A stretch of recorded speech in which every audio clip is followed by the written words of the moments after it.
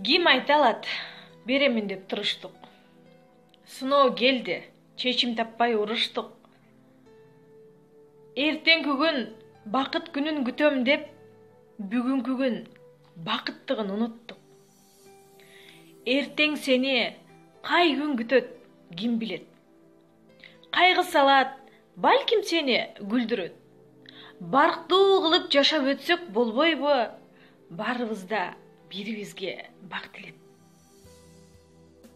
Өмүр бизге бакыт үчүн берилди. Арна адамдарга көңүлдү. Жакындардан айрылган соң баары кеч. Эртең эмес, бүгүн жаша өмүрдү. Жакындардан айрылган соң кеч болот. Бүгүн эмес, азыр жаша.